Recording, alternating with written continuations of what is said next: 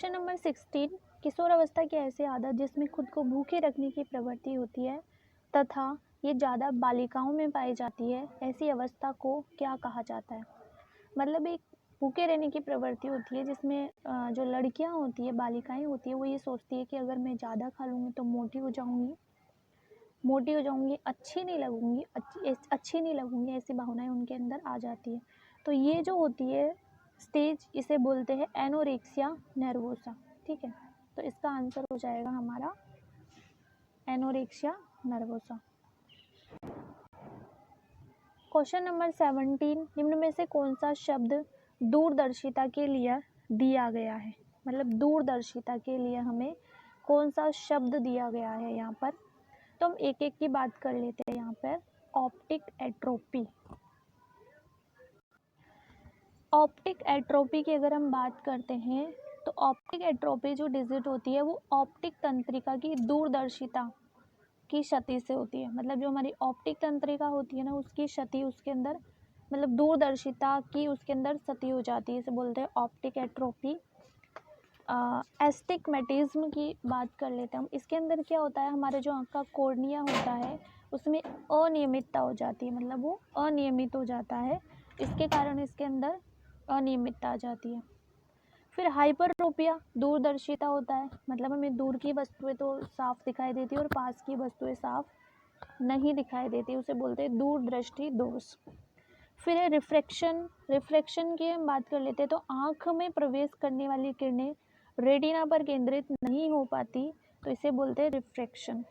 तो इस क्वेश्चन में देखो पता चल रहा है कि ऑप्टिक एट्रोपी और हाइपरट्रोपिया ये दोनों ही क्या है, एक तरीके से दूरदर्शिता से संबंधित डिजीज है। इसके अंदर दूर से रिलेटेड, मतलब ये दूरदर्शिता से संबंधित है। तो इसके अंदर क्या हुआ था, बोनस अंक मिला था। क्या मिला था, बोनस मिला था। तो इस क्वेश्चन को हम यहाँ पे काट दें।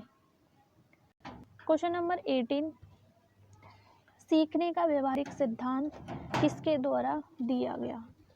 ए दे रखा है थॉर्नडाइक, बी दे रखा है गार्डनर, सी दे रखा है कोहलर और डी दे रखा है हल तथा टॉलमैन। तो हम एक एक की बात कर लेते हैं। यहाँ पर जो गार्डनर है उसने बहुबुद्धि का सिद्धांत दिया, और इनकी बुक की अगर हम बात करें तो फ्रेम ऑफ माइंड्स इनकी बहुत फेमस बुक है, और इनका सिद्धांत रीड के लिए तो बहुत ही ज़्यादा इम्पॉर्टेंट है।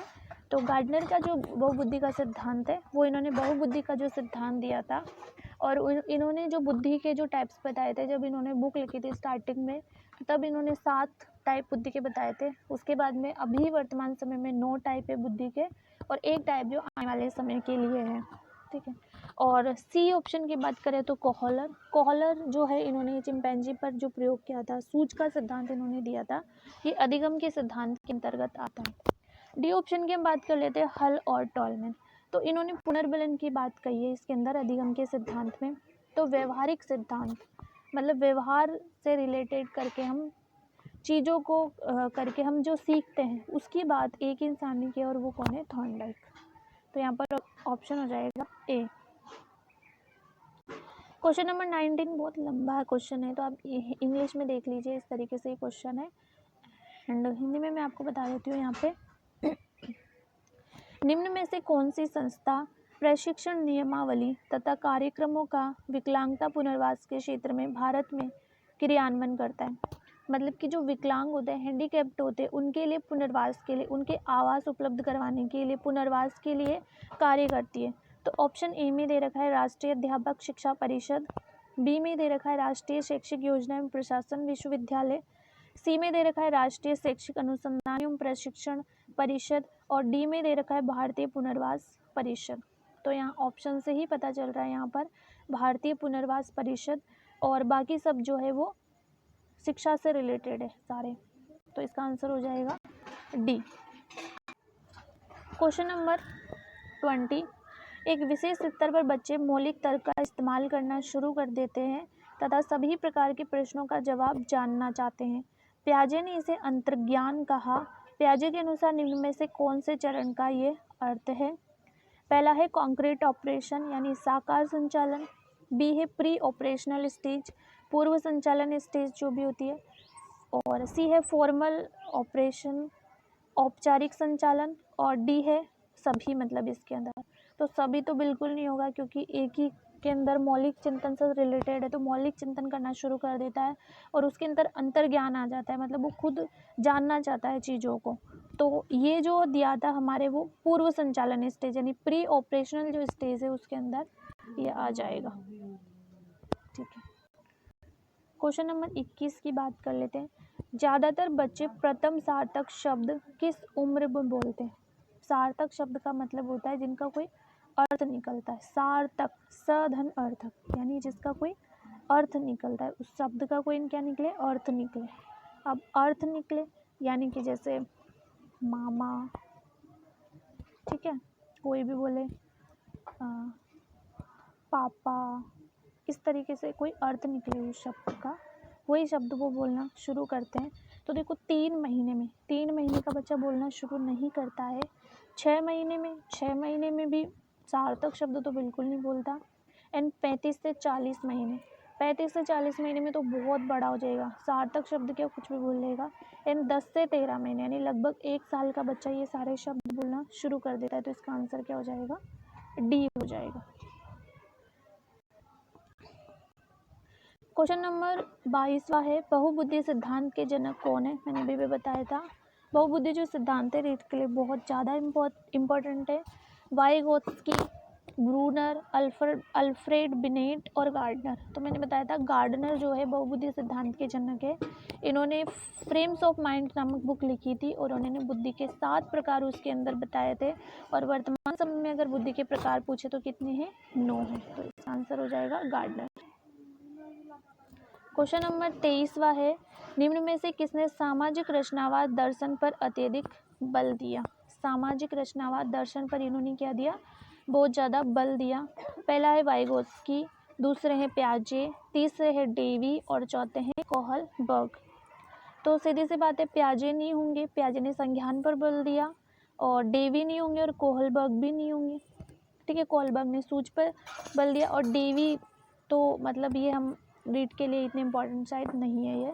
और ए हो जाएगा वाइगोत्स्की बिल्कुल होगा, इन्होंने सामाजिकता पर ही सबसे ज़्यादा बल दिया। तो इसका आंसर क्या हो जाएगा हमारा? ए।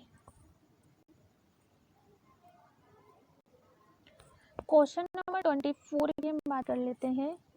इनमें से कौन सी दृष्टि बाधित यानी कि जो ब्लाइंड बच्चे हैं, जिनको दिखाई नहीं देता है, दृष्टि बाधित विद्यार्थियों के लिए उपयोग की जाने वाली सहायक सामग्री नहीं है? देखो नहीं पे हमें सबसे पहले जाते ही मतलब टिक करना है, क्वेश्चन को पढ़ते ही कि इनमें से नहीं है, यानी बाकी होगी 3 सामग्रियां तो जो दृष्टिबाधित बच्चे उनके लिए होगी, लेकिन बाकी एक नहीं होंगी। पहले बड़े प्रिंट की किताबें, ऑब्वियसली अगर देखो बड़ा प्रिंट होगा किताबों पे तो वो उन चीज़ों को फील करके पढ़ सकेंगे। तो बड़े प्रिंट की किताबें, लार्ज प्रिंट बुक्स, तो ऑब्वियसली ये इसके अंदर आ जाएगा। विशालकृत कंप्यूटरीकृत किताबें, विशाल मतलब बड़ी, ठीक है, कंप्यूटर बुक्स, तो विशाल यानी बड़ी की बात करें तो इसके अंदर ये भी हो जाएगा। वाणी संश्लेषक मतलब स्पीच सिंथेसाइजर, यानी चेंज कर सके उस वाणी को बदल सके, तो ये भी इसके अंदर आ जाए। पाठ्य पुस्तक का अनुपूरक, यानी बुक का कोई सप्लीमेंट हम लेंगे तो इससे इनका कोई रिलेशन नहीं होगा, तो इसका आंसर क्या हो जाएगा? डी आ जाएगा। क्वेश्चन नंबर 25 है, श्रवण में विकृति की माप की जाती है, यानी hearing loss is measured in term of, मतलब मेजरमेंट करना है अगर हमें श्रवण सुनने में कोई प्रॉब्लम होती है तो उसके लिए हमें किस चीज़ का यूज़ करेंगे? पहला दे रखा है हर्ट्ज, दूसरा दे रखा है डेसिबल, तीसरा दे रखा है वॉट और चौथा दे रखा है पॉन्ड। ठीक है, तो हियरिंग के लिए हमें पता ही है, इसके अंदर जो देखो वॉट नहीं आएगा, किलोवाट वॉट ये विद्युत के अंदर हम बात करते हैं इसकी। पॉन्ड बिल्कुल नहीं आएगा, कितना पॉन्ड है ये भी हम किसी वस्तु को तोलने के लिए वगैरह करते हैं। एंड हर्ट्ज बिल नहीं आएगा, और डेसिबल इसका आंसर आ जाएगा कि डेसिबल, जैसे कि हम पढ़ते हैं ना हियरिंग के लिए कि 60 डेसिबल जो ध्वनि होती है वो हमारे कानों के लिए ठीक होती है, 80 जो होती है वो शहरी इलाकों की ध्वनि की जो रिकॉर्ड होती है वो कानों के लिए क्या होती है? ख़राब होती है। तो इस तरीके से इसका आंसर हम अगर सही करें तो क्या हो जाएगा? डेसिबल।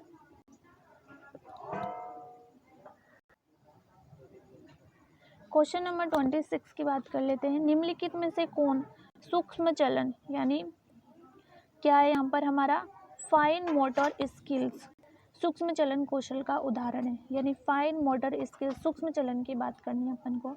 चढ़ना, कूदना, दौड़ना और लिखना। तो यहाँ पर चढ़ने में भी वो कुछ क्रियाएं कर रहा है, हाथ का, पैर का, इनका यूज़ कर रहा है, कूदने में भी और दौड़ने में, लेकिन लिखने में वो बहुत कम अपना क्या कर रहा है, काम कर रहा है, सूक्ष्म चलन हो रहा है यहाँ पे। तो यहाँ आंसर क्या आ जाएगा, डी। हाँ, डी आ जाएगा इसका answer. Question number 27। Question number 27 है meaning of schema is. Schema का मतलब क्या है यहाँ पर। पहला है खंडन क्रिया विधि, दूसरा है अधिगम विधि, तीसरा है लंबे समय के याददाश्त में सूचना के संगठित पैकेट्स का एकत्रित होना, और डी है शारीरिक प्रतिवाद क्रिया विधि।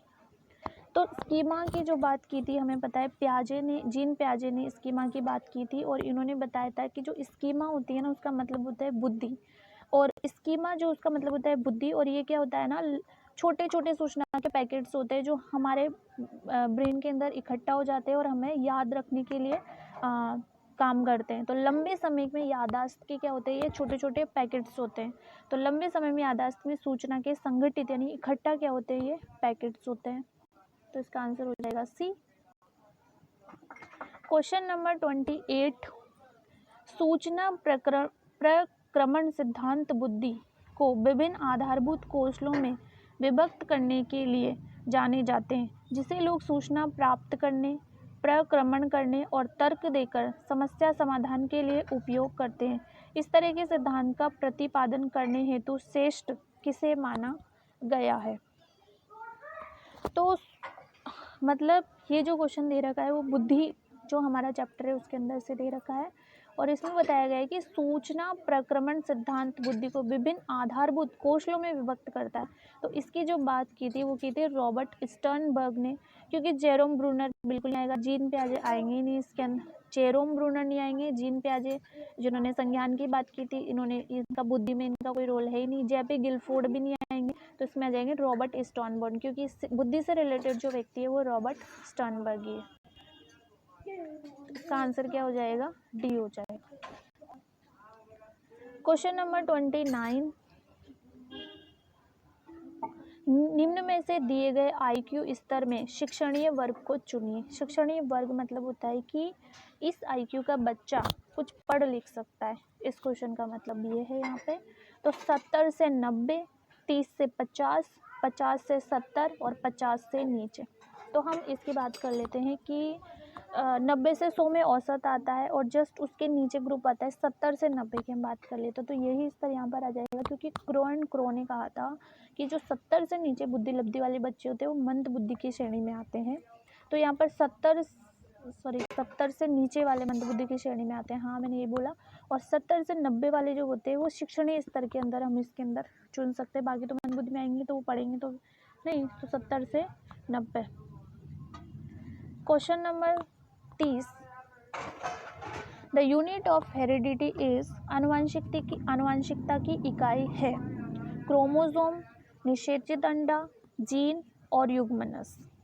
देखो क्रोमोसोम जो होता है ना उसी के ऊपर जीन्स पाए जाते हैं, तो अगर जीन ऑप्शन में नहीं होता तो हम क्रोमोसोम्स कर सकते थे, लेकिन इकाई यूनिट की बात कर रहा है यहाँ पर, तो इसके अंदर क्या आ जाएगा, जीन। निषेचित अंडा, फर्टिलाइज अंडा आएगा ही नहीं, इकाई उसके अंदर होगा ही नहीं निषेचित अंडे इनके अंदर।